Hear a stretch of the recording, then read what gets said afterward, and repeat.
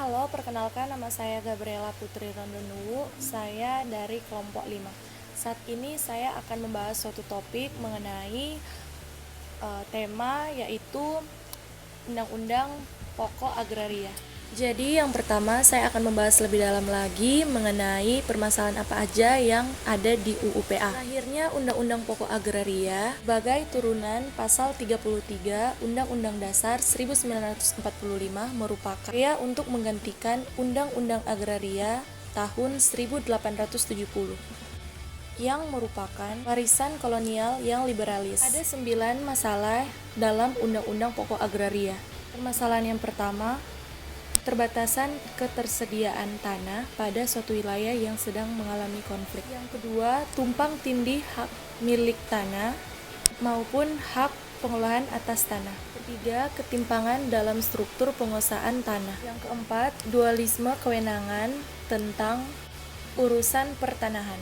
Yang kelima, ketidakjelasan mengenai kedudukan hak ulayat dan masyarakat dalam hukum adat dalam sistem perundang-undangan agraria. Yang keenam, masalah tanah yang terlantar. Yang ketujuh, kebijakan pengelolaan dan terakhir mengenai ganti rugi tanah.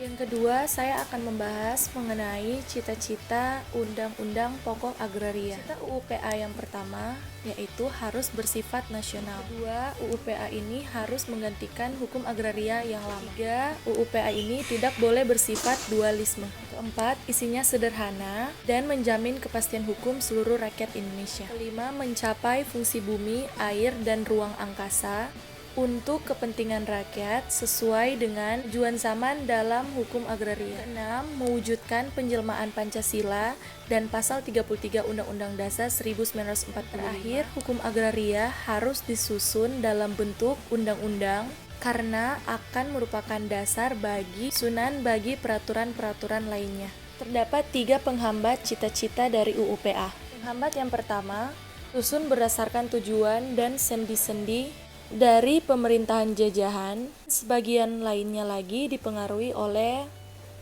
pemerintahan jajahan itu sendiri. Yang kedua, menimbulkan masalah antar berbagai golongan dan juga tidak sesuai dengan tujuan dari cita-cita bangsa Indonesia. Dan yang terakhir, penjajahan tidak menjamin kepastian hukum. Dari hal tersebut, maka UU-PA formil harus sama dengan undang-undang. Itu dibuat oleh pemerintah dan dengan persetujuan dari DPR. Karena sifat dari UU-PA ini sendiri sebagai peraturan dasar bagi agraria yang baru, maka isi dari UU-PA ini sendiri hanya berisi mengenai asas-asas. Asalnya sendiri juga diatur dalam berbagai undang-undang, peraturan pemerintah, dan peraturan perundang-undangan yang lainnya. Sekarang saya akan membahas lebih dalam lagi mengenai tujuan dari Undang-Undang Pokok Agraria itu sendiri. Dalam Undang-Undang Pokok Agraria ada 3 tujuan. Yang pertama, letakkan dasar-dasar dalam hukum agraria nasional.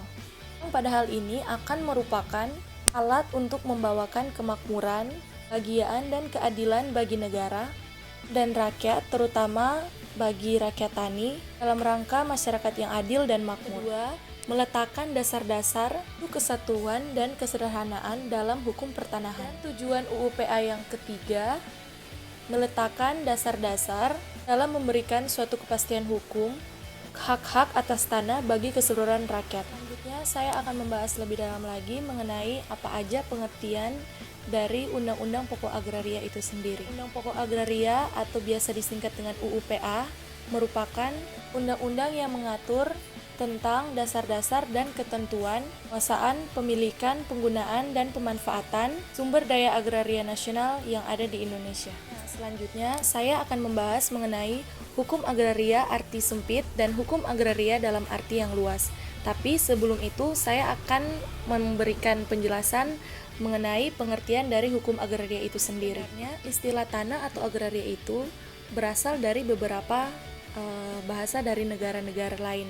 Latin, agre, arti tanah atau sebidang tanah. Menurut Kamus Besar Bahasa Indonesia, agraria berarti urusan pertanahan atau tanah pertanian dan juga urusan dalam kepemilikan tanah. Sekarang kita masuk dalam apa sih hukum agraria dalam arti sempit.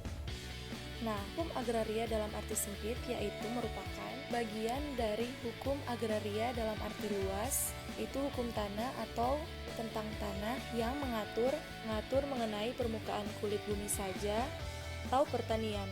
Dalam hukum agraria arti sempit ini membahas mengenai lebih dalam tentang hak atas tanah, hak ulayat, yang dimana penyebutan dalam hak ulayat dalam Undang-Undang Pokok Agraria ini hanya berdasarkan suatu pengakuan saja. Akhir membahas lebih dalam mengenai hak perseorangan atas tanah. Sebelum saya lanjut untuk membahas hukum agraria dalam arti luas, saya akan memberikan salah satu contoh mengenai hak ulayat. Pertanyaannya, apakah lereng gunung yang dikelola oleh masyarakat sekitar cara turun-menurun dapat dikatakan sebagai hak ulayat?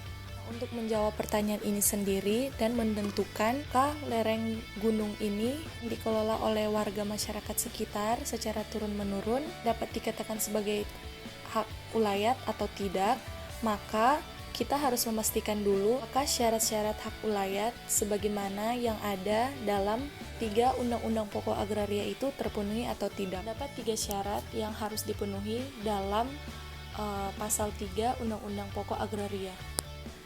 Yang pertama, sepanjang kenyataannya masyarakat hukum adat itu masih ada. Yang kedua, sesuai dengan kepentingan nasional dan negara. Dan syarat terakhir yang harus dipenuhi oleh hak ulayat adalah tidak bertentangan dengan undang-undang dan peraturan yang lebih tinggi lainnya. Selanjutnya, hukum agraria dalam arti luas.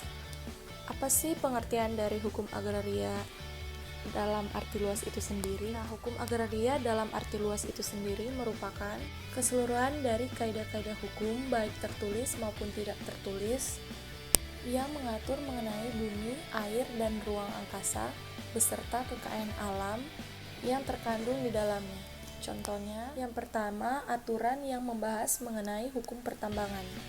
Yang kedua, hukum kehutanan atau hak penguasaan dalam hutan. Yang ketiga, hukum ruang angkasa atau membahas mengenai hak yang ada dalam ruang angkasa. Hukum perairan di mana membahas mengenai hak guna air itu sendiri. Dan terakhir, hukum lingkungan hidup membahas lebih dalam lagi mengenai tata guna tanah.